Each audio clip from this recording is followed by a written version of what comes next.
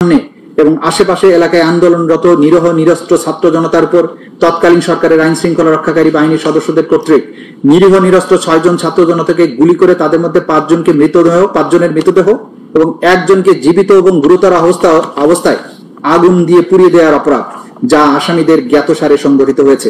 উক্তরূপ হত্যার নির্দেশ, প্ররোচনা, উস্কানি, সহায়তা, সম্পৃক্ততা, ষড়যন্ত্র এবং অন্যান্য অমানবিক আচরণ করার মাধ্যমে মানবতা বিরোধী অপরাধ সংগঠন। এইটার বর্ণনাটা আমরা দিয়েছি পেজ 131-এর লাস্ট প্যারাগ্রাফ। এর ধারাবাহিকতায় বৈষম্য বিরোধী ছাত্র জনতার আন্দোলনের কেন্দ্রীয় কর্মসূচি মার্চ টু ঢাকা কর্মসূচি পালনের জন্য 5ই আগস্ট সারা দেশ থেকে ঢাকায় আসার আহ্বান জানানো হয়। স্বাধীনতা পরবর্তী সময়ে বাংলাদেশের মানুষের জন্য মনে যে বৈষম্যহীন সমাজ প্রতিষ্ঠার স্বপ্ন জন্মেছিল তা বাস্তবায়নের উদ্দেশ্যে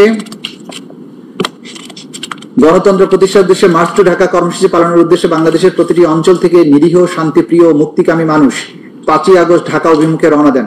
আসামি শেখ হাসিনা, আসাদুজ্জামান খান কামাল এবং চৌধুরী আব্দুল আল মামুনের ষড়যন্ত্রমূলক পরিকল্পনা ও নির্দেশনার আলোকে আন্দোলন দমন করার সর্বাত্মক প্রচেষ্টার অংশ হিসাবে প্রাণঘাতী অস্ত্র লিথাল ওয়েপন মাধ্যমে গুলি করার যে নির্দেশনা দেয়া হয় তা বাস্তবায়নে স্থানীয় সংসদ সদস্য মোহাম্মদ সাইফুল ইসলাম, তৎকালীন ডিআইজি সৈয়দ নুরুল ইসলামের সরাসরি তত্ত্বাবধানে স্থানীয় পুলিশ ও আওয়ামী সশস্ত্র সন্ত্রাসীরা আশুলিয়া থানা এলাকায় জড়ো হওয়া ছাত্র জনতাকে বাধা প্রদান করে এবং গুলি করে হত্যা করতে থাকে।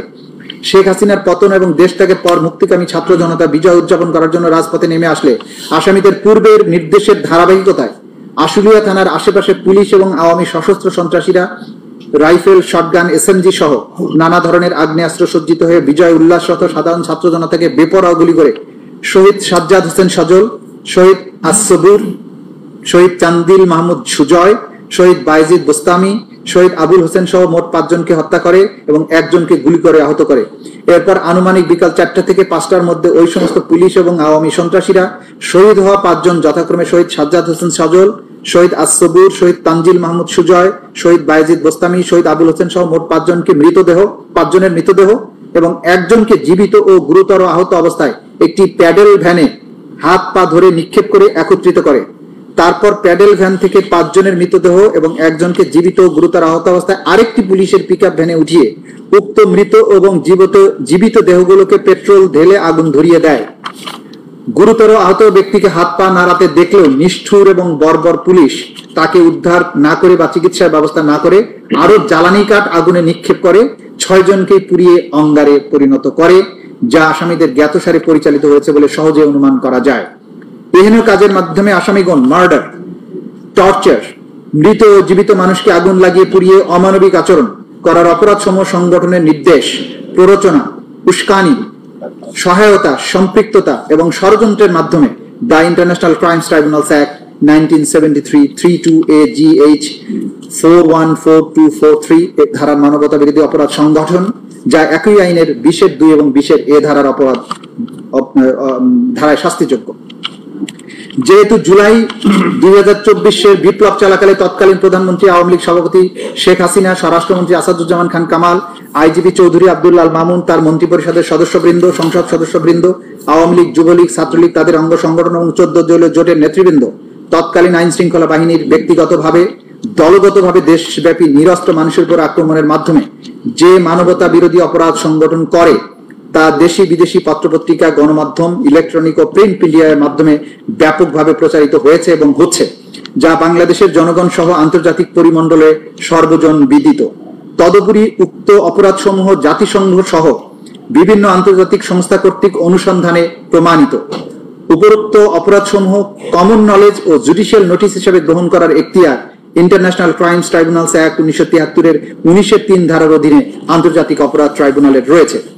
যেহেতু আওয়ামী লীগ, যুবলীগ, ছাত্রলীগ সহ তাদের অঙ্গ সংগঠন এবং 14 দলীয় জোট রাজনৈতিক সিদ্ধান্ত নিয়ে নিরীহ নিরস্ত্র ছাত্র জনতার উপরে যে মানবতা বিরোধী অপরাধ সংগঠন করেছে তাদেরকে ক্রিমিনাল অর্গানাইজেশন বা অপরাধী সংগঠন হিসেবে গণ্য করার শামিল। যেহেতু তদন্ত প্রতিবেদন, দালিলিক এবং মৌখিক সাক্ষ্য প্রমাণ পর্যালোচনায় আসামিদের বিরুদ্ধে জুলাই বিপ্লব চলাকালে 14 জুলাই থেকে শুরু হয়ে 5ই আগস্ট 2024 খ্রিস্টাব্দ পর্যন্ত বাংলাদেশে সংগঠিত মানবতা বিরোধী অপরাধের অংশ, যা international crimes tribunals act 1973 32AGH 414243 ধারার অপরাধ প্রাথমিকভাবে প্রমাণিত হয়েছে, যা উক্ত আইনের 20-2, 20-A ধারায় শাস্তিযোগ্য। যেহেতু জুলাই বিপ্লব চলাকালে সারা দেশে পদ্ধতিগতভাবে সিস্টেম্যাটিক এবং ব্যাপক মাত্রায় ওয়াইড স্প্রেড আক্রমণ আসামিদের জ্ঞাতসারে নিরীহ নিরস্ত্র ছাত্র জনতার বা সিভিলিয়ান পপুলেশনের উপরে সংগঠিত মানবতা বিরোধী অপরাধের অংশ, সেহেতু অত্র মামলার বিষয়বস্তু মাননীয় ট্রাইব্যুনালের এখতিয়ারাধীন বিধায় এই বিচার নিষ্পত্তি করার ক্ষমতা মাননীয় ট্রাইব্যুনালের রয়েছে। এমত অবস্থায় প্রার্থনা মাননীয় আন্তর্জাতিক অপরাধ ট্রাইব্যুনাল ন্যায় বিচারের স্বার্থে ইন্টারন্যাশনাল ক্রাইমস ট্রাইব্যুনালস অ্যাক্ট 1973 9 ধারায় আনুষ্ঠানিক অভিযোগ বা ফর্মাল চার্জ সম্বলিত আবেদন গ্রহণক্রমে তা আমলে বা কগনাইজেন্সে নিয়ে পলাতক আসামি শেখ হাসিনা, পিতা মৃত শেখ মুজিবুর রহমান, মাতা মৃত ফজিলাতুন্নেছা, টুঙ্গিপাড়া গোপালগঞ্জ, আসামি আসাদুজ্জামান খান কামাল, পিতা আশরাফ আলী খান, মাতা আকরামুন্নেছা, ঠিকানা মণিপুরি পাড়া, তেজগাঁও, ঢাকা, আসামি চৌধুরী আব্দুল আল মামুন, মাতা পিতা মৃত আব্দুল মান্নান চৌধুরী, মাতা জিন্নাতুন্নেছা চৌধুরী, গ্রাম শ্রীহাইল, থানা সাল্লা, সুনামগঞ্জ, বর্তমান ঠিকানা ইস্কাটন, স্বপ্নধারা, রমনা, ঢাকা। এদের বিরুদ্ধে যথাযথ বিচারের মাধ্যমে উক্ত আইনের 20 এ ধারা মতে সর্বোচ্চ শাস্তি দান অথবা মাননীয় ট্রাইব্যুনাল অন্য যেরূপ বিবেচনা করবেন সেরূপ আদেশ দানে আজ্ঞা হয়। আইনের 20 এ ধারা মোতাবেক আসামিদের সম্পত্তি বাজেয়াপ্ত করে ক্ষতিগ্রস্তদের অনুকূলে অর্পণ করার আদেশ দানের আজ্ঞা হয়। পলাতক আসামি শেখ হাসিনা, পলাতক আসামি আসাদুজ্জামান খান কামাল গণদের বিরুদ্ধে অত্র মামলার গ্রেপ্তারি পরোয়ানা আগেও জারি ছিল।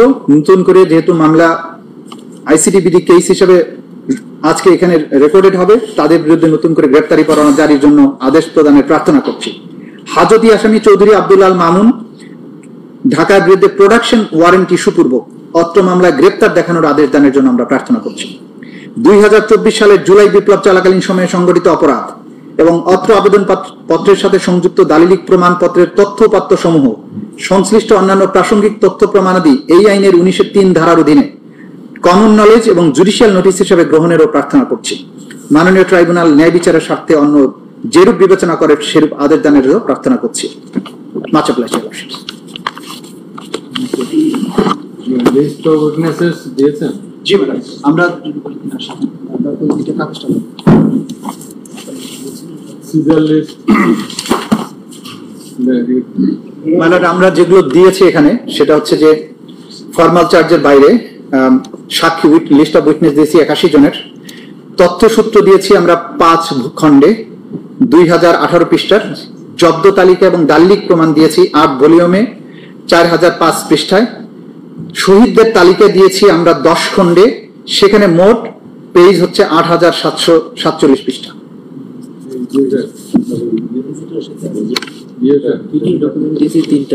সামারিটা এটা এটা মানে আমি লিখে টাইপ করে দিচ্ছি।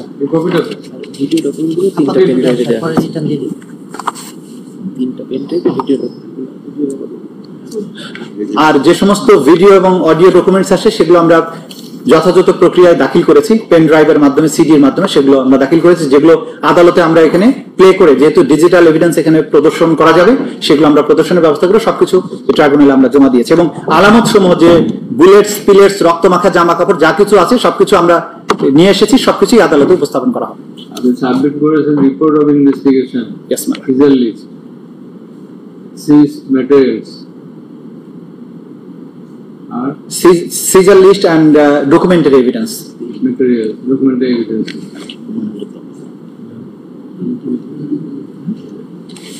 Much obliged. Thank you.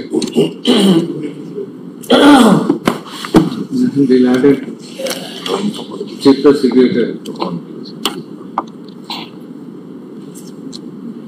submitted formal charge against the accused, namely Sheikh Hasina, former Prime Minister of Bangladesh, accused Asaduজ্জামান Khan Kamal, former Home Advisor, Home Minister, and accused Abdullah Al Mamun, former Inspector General of Police.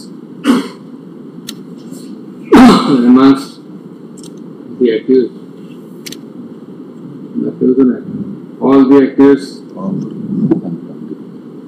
none of the accused are present in the tribunal.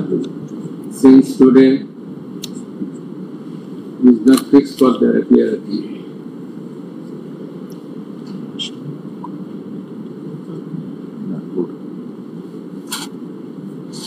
With the next parallel, with the formal charge, the learned chief prosecutor submitted